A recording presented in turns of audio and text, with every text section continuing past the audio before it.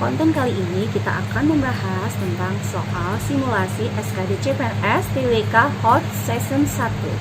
Nah, buat kalian yang merasa bahwa konten ini sangat bermanfaat, jangan lupa subscribe, like, komen, dan share ya. Semangat! Soal nomor 1.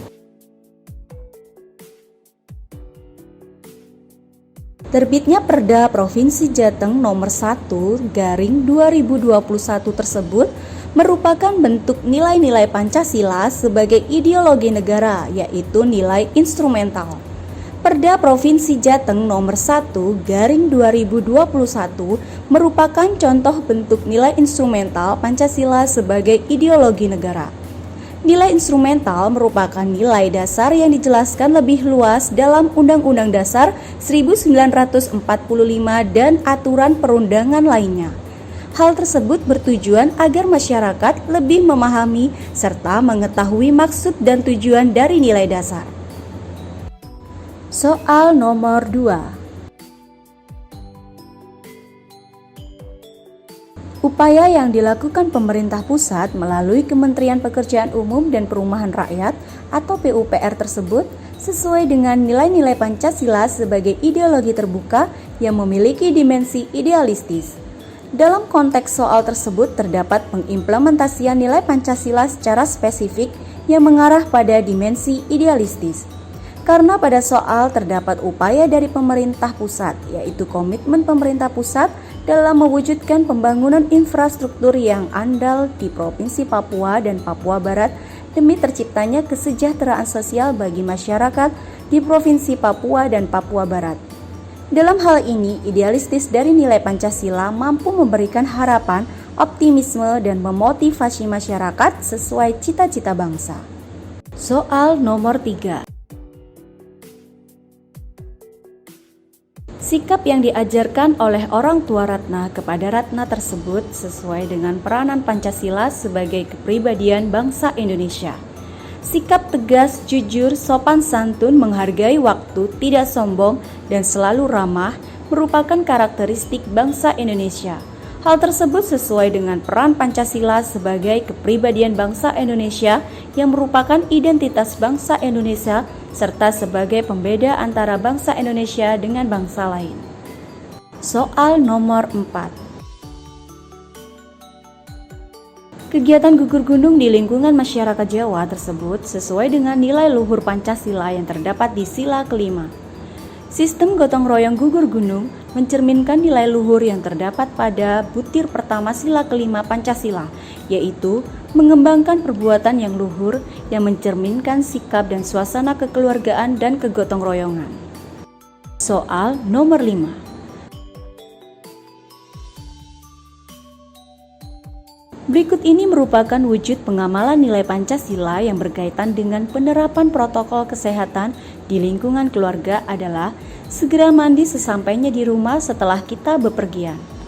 Opsi D merupakan penerapan protokol kesehatan di lingkungan keluarga, sedangkan opsi A, B, C, dan E merupakan penerapan protokol kesehatan di lingkungan masyarakat. Soal nomor 6.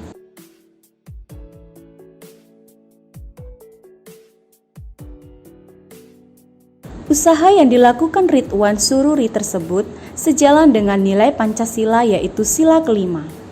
Perjuangan Ridwan Sururi yang mampu mengatasi permasalahan dasar masyarakat di tingkat pendidikan tersebut mencerminkan nilai luhur yang terdapat pada butir ke-11 sila kelima Pancasila, yaitu suka melakukan kegiatan dalam rangka mewujudkan kemajuan yang merata dan berkeadilan sosial. Soal nomor 7. Secara empiris, jika melihat ketentuan pasal 37 UUD 1945 merupakan konstitusi yang bersifat rigid. Yang dimaksud sifat rigid adalah tidak mudah berubah. Artinya, konstitusi yang rigid adalah konstitusi yang tidak mudah berubah dan memerlukan proses khusus untuk melakukan amandemen. MPR sebagai lembaga yang berwenang mengubah UUD memiliki kekuatan-kekuatan politik yang sulit terukur pada saat adanya keinginan melakukan perubahan UUD 1945. Soal nomor 8. Upaya yang dilakukan Indonesia dalam menyelesaikan konflik di Kamboja tersebut sesuai dengan nilai pokok-pokok pikiran pembukaan UUD NRI 1945, yaitu pokok pikiran pertama. Upaya Indonesia dalam mewujudkan perdamaian dunia tersebut merupakan perwujudan nilai persatuan yang terdapat pada pokok pikiran pertama pembukaan UUD NRI 1945, yaitu implementasi dari nilai luhur sila ketiga Pancasila. Soal nomor 9.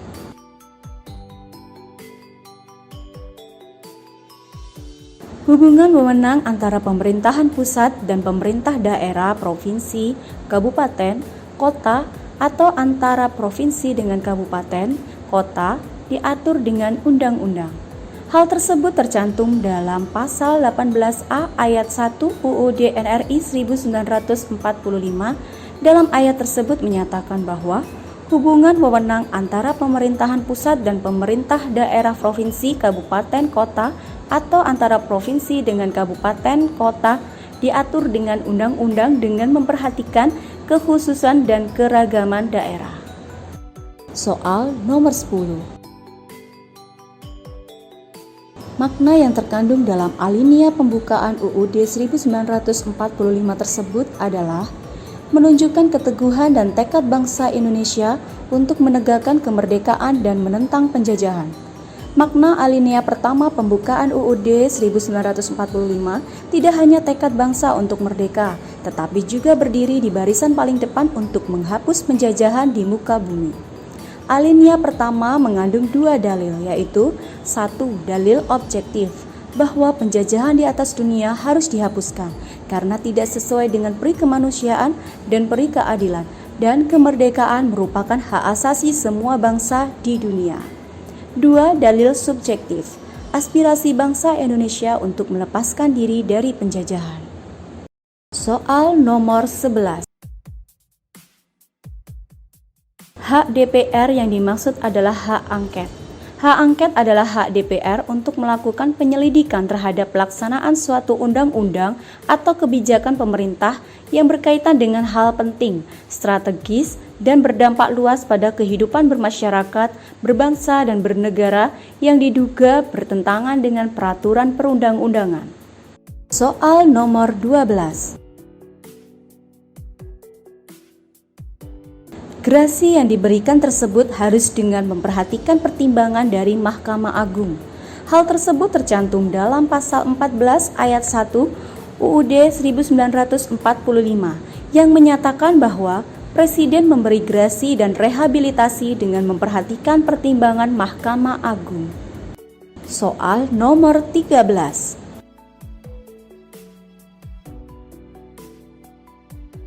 Aksi yang dilakukan oleh FISIP Unair tersebut merupakan perbuatan yang menjunjung tinggi nilai norma kesusilaan. Norma kesusilaan merupakan peraturan hidup yang berkenaan dengan bisikan kalbu dan suara hati nurani manusia. Suara hati nurani yang dimiliki manusia selalu mengatakan kebenaran dan tidak akan dapat dibohongi oleh siapapun. Suara hati nurani sebagai suara kejujuran merupakan suara yang akan mengarahkan manusia kepada kebaikan. Soal nomor 14. Berikut ini sikap positif yang merupakan implementasi nilai praksis sila keempat Pancasila yang berkaitan dengan penegakan hak asasi manusia adalah mempertanggungjawabkan keputusan bersama secara moral kepada Tuhan Yang Maha Esa.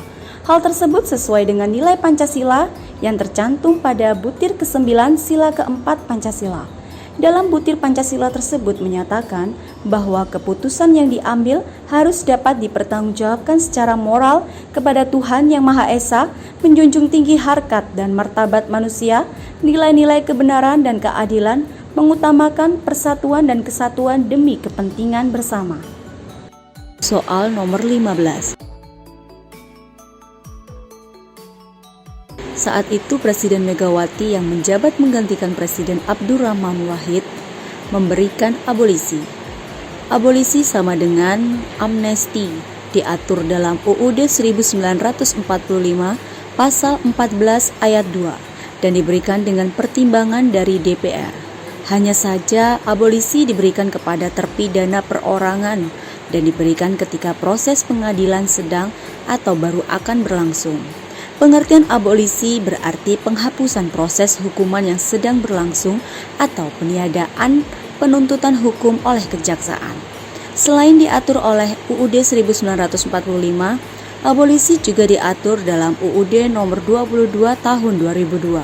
Pasal 1 angka 1 tentang grasi, rehabilitasi, amnesti, dan abolisi. Soal nomor 16.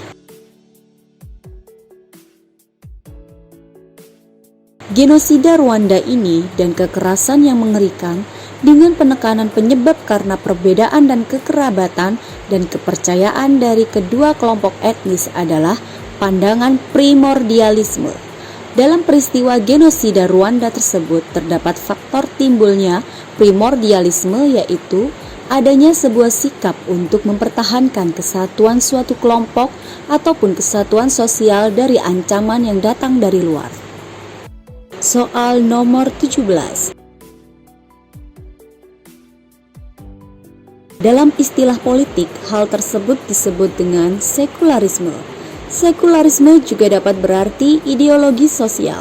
Di sini kepercayaan keagamaan atau supranatural tidak dianggap sebagai kunci penting dalam memahami dunia, dan oleh karena itu dipisahkan dari masalah-masalah pemerintahan dan pengambilan keputusan.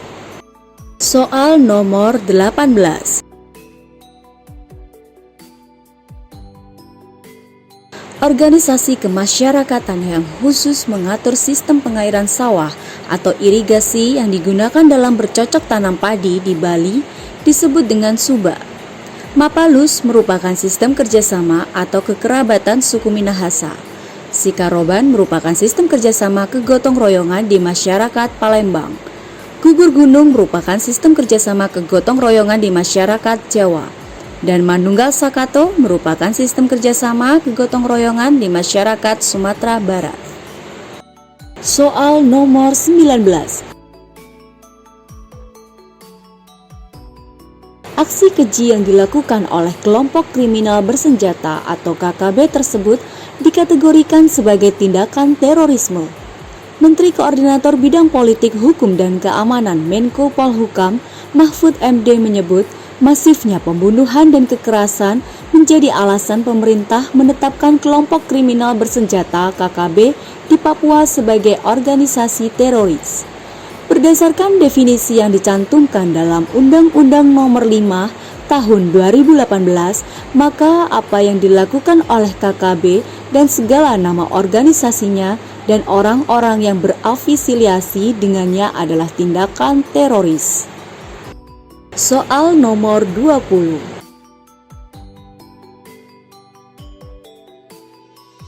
Penyelesaian perkara tersebut berada dalam wewenang pengadilan khusus. Dalam hal ini, pengadilan khusus yang dimaksud adalah Pengadilan Tindak Pidana Korupsi atau Tipikor. Soal nomor 21. Maka status kewarganegaraan Ujang adalah multipatrid. Multipatrid merupakan istilah untuk orang yang memiliki lebih dari satu atau banyak kewarganegaraan. Misalnya ada seorang anak yang orang tuanya berasal dari negara yang menganut paham ius soli dan juga ius sanguinus. Akan tetapi dia dilahirkan di negara netral atau yang tidak menganut kedua paham tersebut. Soal nomor 22. Tindakan tim Basarnas tersebut merupakan wujud sikap bela negara.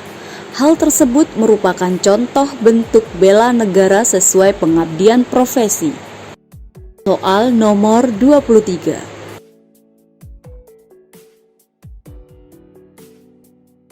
Hal tersebut merupakan bentuk nyata ancaman integrasi nasional di bidang ideologi.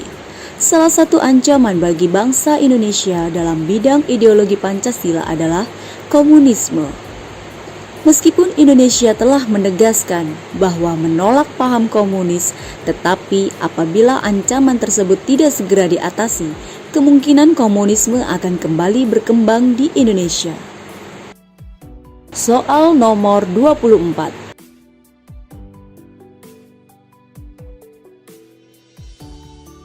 Hal tersebut merupakan wujud semangat nasionalisme dalam negara kebangsaan yang terbentuk oleh unsur unity. Kesatuan unity yang mentransformasikan hal-hal yang bineka menjadi seragam sebagai konsekuensi dari proses integrasi. Tetapi persatuan dan kesatuan tidak boleh disamakan dengan penyeragaman dan keseragaman. Unsur nasionalisme kesatuan atau unity mencakup wilayah teritorial, bangsa, bahasa, ideologi, dan doktrin kenegaraan, sistem politik atau pemerintahan, sistem perekonomian, sistem pertahanan keamanan, dan kebudayaan. Soal nomor 25.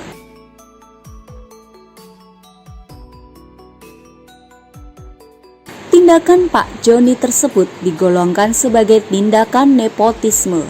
Nepotisme berarti lebih memilih saudara atau teman akrab berdasarkan hubungannya, bukan berdasarkan kemampuannya. Kata ini biasanya digunakan dalam konteks derogatori. Soal nomor 26.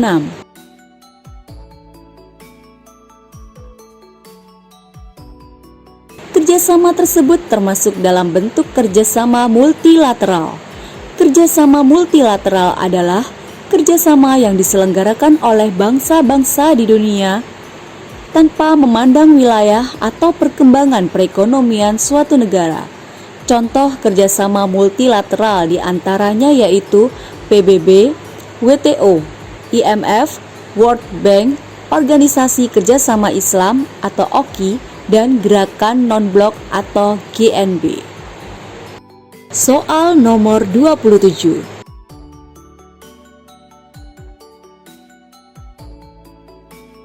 Nilai integritas yang bisa kita teladani dari cerita di atas peduli dan bertanggung jawab. Dalam cerita tersebut, tindakan yang dilakukan oleh guru dan pustakawati merupakan wujud tanggung jawab terhadap profesi mereka, serta sebagai bentuk kepedulian mereka terhadap kemajuan pendidikan di daerah yang jaringan telekomunikasinya terbatas. Soal nomor 28.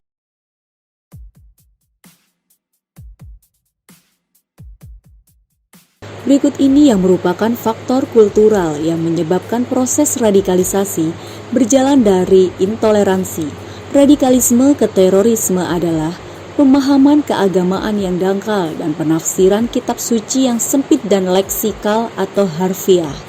Selain faktor kultural, juga terdapat faktor domestik, yakni kondisi dalam negeri yang semisal kemiskinan, ketidakadilan atau merasa kecewa dengan pemerintah, serta faktor internasional, yakni pengaruh lingkungan luar negeri yang memberikan daya dorong tumbuhnya sentimen keagamaan seperti ketidakadilan global, politik luar negeri yang arogan, dan imperialisme modern negara adidaya. Soal nomor 29.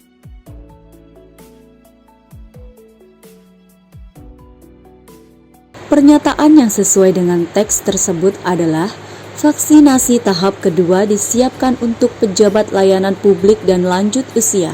Pernyataan tersebut terdapat pada kalimat 4. Soal nomor 30.